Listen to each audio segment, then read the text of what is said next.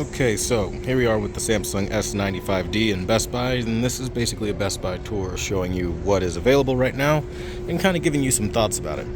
Mostly, a lot of stores are going to have a lot of the last year's models, like the Q60 series, as you see right here, Q60C. Not a whole lot new, honestly. It's kind of disappointing. Another Q60C setup. These TVs don't look good enough, in my opinion, to do all that, but it is what it is. The DU8000, 85 inch, and colors are really washed. That's like the one thing I can see about the DU8000. So Arting's made a review about it, saying that it looked bad, and it does.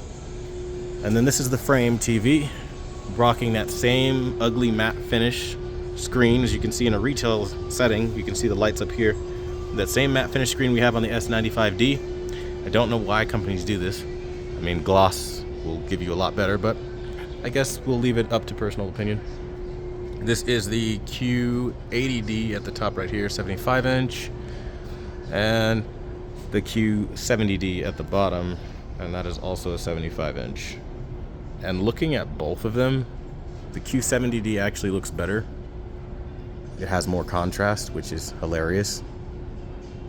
Q80D kind of looks slightly brighter in this example, but I'm kind of surprised that the Q70D actually has way better highlights. Like, you can probably see it already. Like, everything's more three-dimensional and clear on the 70D versus the 80D. And that's just pathetic. Oh well. Moving right along though, this is the QN900D. Right? It doesn't really impress. The only thing I can say is it's really bright. It doesn't break the mold in any way, from what I'm looking at anyway. It's really grainy. I don't know if you can see this. This footage is disgustingly grainy. It's really, really grainy. That's not ideal. And then over here, we've got the QN85D right there, and then the QN90D at the top. And looking at the two, the QN90D is better for sure, way sharper than the 85. The QN85D just looks like meh.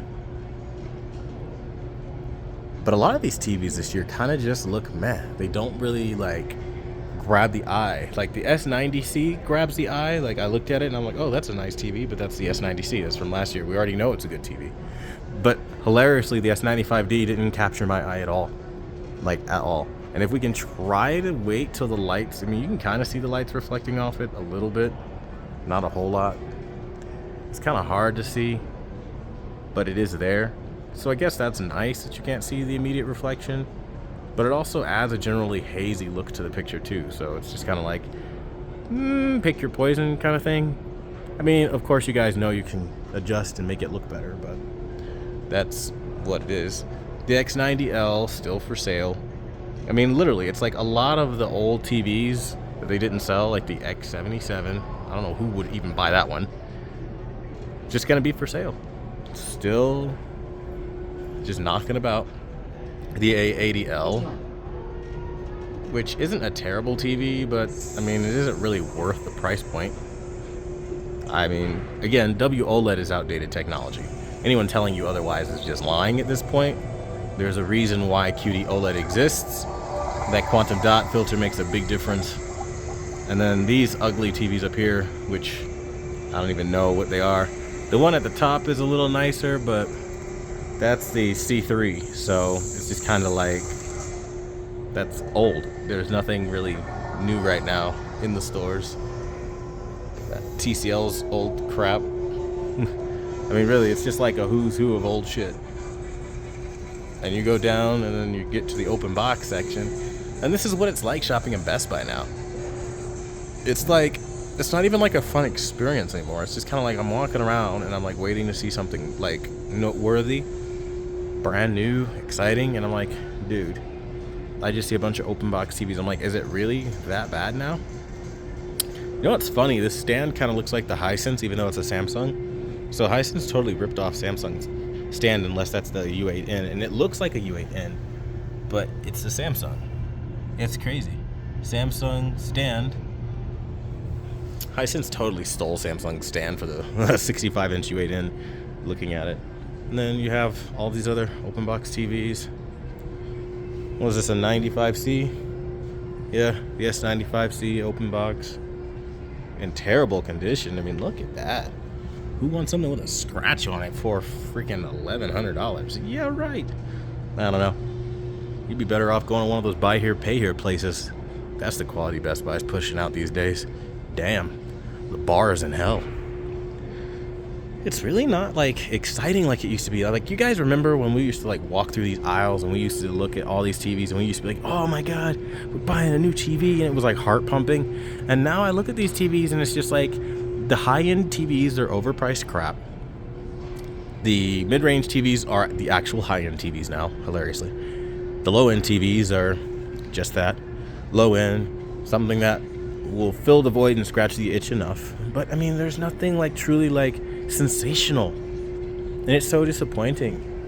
It really is, because I really look for like that sensational moment, and we just don't have it in 2024. Not yet, anyway. Now, granted, these are the old Sony displays, waiting for the Bravia 9, the Bravia 7. When those get out, then we'll do another tour and talk about it. But I mean, it's really like they're cute. Like, look at Samsung's line, right? Like, you got the QN90D, not grabbing my eye at all. The QN80D, not grabbing my eye at all. I keep walking. The QN900D, that does have a eye-grabbing effect because of the brightness. So I would say it does have potential. But, I mean, also, this is like in 65, 75, and 85. You know what I mean? But, I mean, look at that price tag. Really? It ain't that eye-grabbing, you know, like $8,000 eye-grabbing. I don't know about that shit, right? And then you just kind of do that with like every TV, and then it gets to a point where you're like, screw this crap. And I mean, literally, like, and some people might think I'm tripping, but okay. Remember when I said like the high-end TVs are like the actual entry-level ones? Well, look at this. You're looking at the 80D, the 70D at the bottom. 70D has better color, better clarity. Look at that. It's like three-dimensional. All the contrast is just better on the 70D than the 80D. And this is what consumers have to know. You have to know how to identify these differences. Look at that contrast difference. Look at that three-dimensionality, color differences, all better. I mean, this is the kind of stuff as consumers you have to know, and if you don't know, you're going to pay more and walk out with a shittier TV. Welcome to 2024. That's why shopping now, it used to be fun. It's not fun anymore. You really have to know your shit now. Where before you could kind of get away with not knowing and going into a store, and now you absolutely must know. So it's not really great. Not a whole lot of options either. And again, the S95D looking lackluster in store. And there it is. 65-inch S95D. Pale, ugly. That's terrible color. Just like I reported in the initial unboxing, it just doesn't look great. And then you look here, and the Q60C. So then you go down here, and then you have all the Roku TVs, and you know, these are the hot buy TVs, right? Like, cheap. Nobody really should be buying these TVs in an age with quantum dots. Like, just do a little bit more research and you can walk away with literally for the same amount of money. What is this, like $379? I guarantee you can find something with quantum dots for $379. Like, not buying a quantum dot TV is a waste of money in 2024. Like, it just is. And then looking at all this, it's all cheap stuff. And this is the experience in Best Buy. It's very lackluster, very disappointing. But let me know what you guys think. How's your experience in Best Buy, and are you still excited to buy TVs in 2024? Thanks for watching the #1 brand in honesty, and until the next video, I'll see you guys later.